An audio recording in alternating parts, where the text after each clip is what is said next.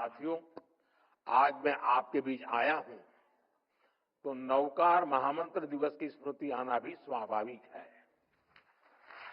उस दिन हमने 9 संकल्पों की भी बात की थी। मुझे खुशी है कि बड़ी संख्या में देशवासी उन संकल्पों को पूरा करने में लगे हैं।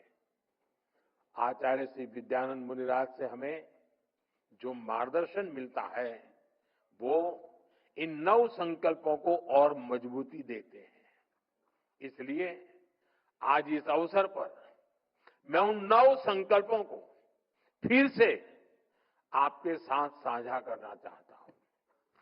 पहला संकल्प पानी बचाने का है। एक एक बूंद पानी की कीमत समझनी है।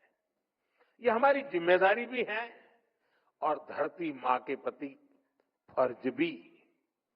दूसरा संकल्प, एक पेड़ मां के नाम। हर कोई अपनी मां के नाम एक पेड़ लगाए, उसे वैसे ही सींचे जैसे मां हमें सींचती रही है। हर पेड़ मां का आशीर्वाद बने। तीसरा संकल्प स्वच्छता का। साफ सफाई सिर्फ दिखावे के लिए नहीं, ये भारत की अहिंसा है। हर गली, हर मोहल्ला, हर शहर स्वच्छ हो। हर किसी को इस काम में जुटना है। चौथा संकल्प वोकल फॉर लोकल।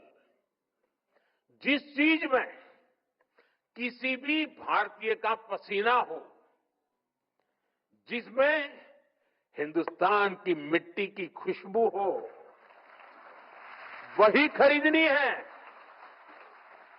और आप में से ज्यादातर लोग व्यापार कारोबार में रहते हैं।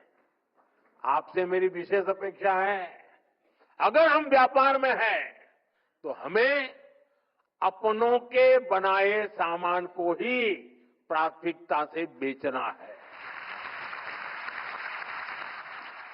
सिर्फ मुनाफा नहीं देखना है और दूसरों को भी प्रेरित करना है। पांचवा संकल्प देश का दर्शन। दुनिया देखनी है, जरूर देखिए, लेकिन अपने भारत को जानिए, समझिए, महसूस कीजिए। छठा संकल्प नेचुरल फार्मिंग अपनाने का। हमें धरती मां को जहर से मुक्त करना है। खेती को रसायनों से दूर ले जाना है। गांव-गांव में प्राकृतिक खेती की बात पहुंचानी है। ये हमारे पूज्य महाराज साहब जूते न पहने इतने से बात नहीं चलेगी। हमें भी तो धरती मां की रक्षा करनी होगी।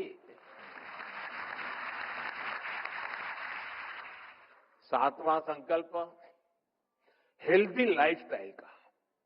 जो खाएं सोचकर खाएं। भारत की पारंपरिक थाली में श्री अन्न हो। हमें भोजन में कम से कम 10% तेल भी कम करना है। इससे मोटापा भी जाएगा और जीवन में ऊर्जा भी आएगी। आठवां संकल्प योग और खेल का है। खेल और योग दोनों को दैनिक जीवन का हिस्सा बनाना है। नवा संकल्प गरीब की मदद करना। किसी गरीब की हैंड होल्डिंग करना, उसे गरीबी से निकलने में मदद करना, यही असली सेवा है।